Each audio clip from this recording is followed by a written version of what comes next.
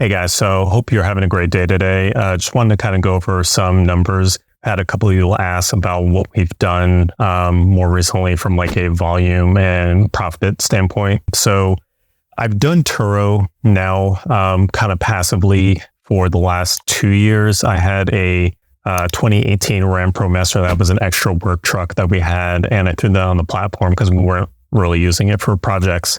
So that one I've had on there for about 2 years now, but it did about, say, a couple $100, a few $100 every single month for 2022. It didn't really do like crazy good because I didn't have it available on the Turo platform all the time. And also I basically threw it up on there whenever I had the opportunity to. I wasn't really looking to make money off of it. I was more so looking to kind of like supplement my payment to kind of mitigate that cost, which I mean, most people are looking for.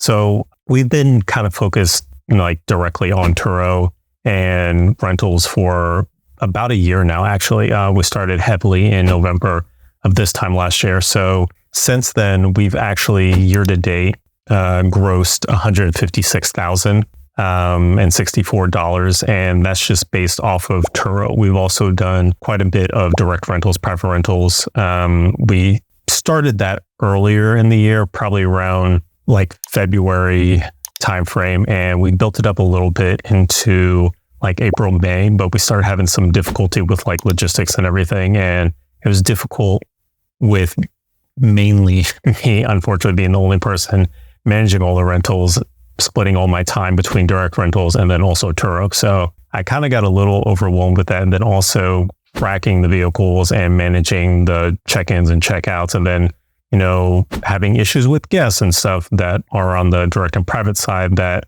basically Turo would normally handle those. But I now had to like allocate more time and attention to those things in order to like handle those issues. And those are a whole bunch of stories in that. But basically I stopped doing it in kind of like the mid to end of April.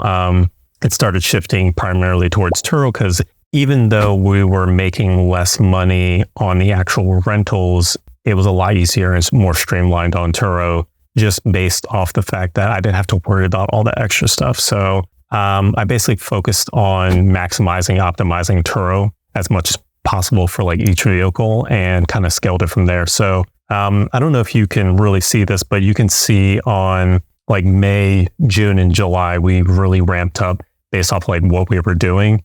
And to start the year, we were just at 8,924. In February, we did 8,459. In March, we did $8,503. So pretty much in line.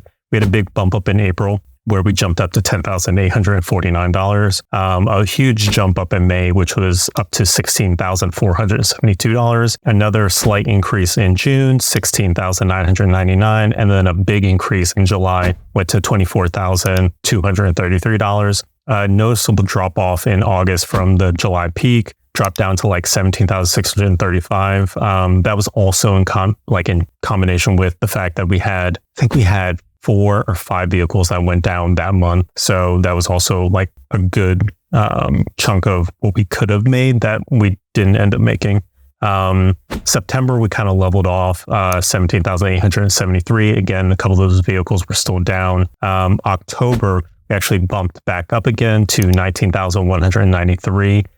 We were actually going to do quite a bit more, but we also had 2 vehicles that went down that month. And then also, this is, something I'll have to go to for another time, but we had a big issue with one of our rentals that basically caused a chain reaction to like all our other vehicles. And that caused us basically to have no bookings for the last like week in October. So even though we hit $19,193, like we realistically off of Turo could have made closer to like 24, 25, which would have been, pretty much on par with like what we did in July. But that didn't really come to fruition. So because of that, we actually started heavily focusing back onto like direct and private rentals at the end of October to kind of get some of the losses and stuff that we were getting from not having the utilization on Turo just somehow, some way. So we ended up doing that, switching over to private and direct rentals.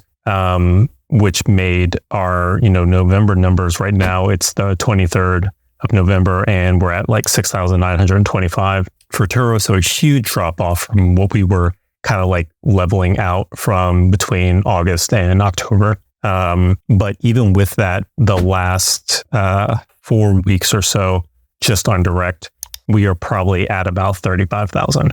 So that more than makes up for the loss that we kind of hit on Turo, which over the course of this whole year, just off of Turo, will probably eke out about 165-ish thousand, maybe 170,000 off of Turo. But with our private bookings earlier in the year and then now getting back into that, we'll probably, hit well over at this point. Well, we've already hit well over 200,000 gross. And, that's just going to grow more from here because just based off the success that we've had over the last 4 weeks, I feel like we should really double down on doing direct to private rentals. So I'm going to lean more heavily into that. We've actually started up some more things to kind of like open up that funnel to get more leads and referrals and stuff from that standpoint. So I'm excited to see where that kind of goes and we'll be able to do there, as well as some like partnerships and like affiliate programs that we've started up that I think is going to really like turbocharge what we've been able to do so far. So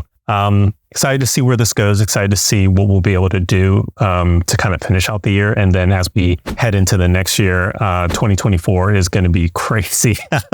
Busy from a operation standpoint, but then also from like just a return on like what we're doing. If we don't double, if not triple what we're doing, I would be shocked. So looking forward to that, and hopefully you'll join us along for the ride. All right, see you next time.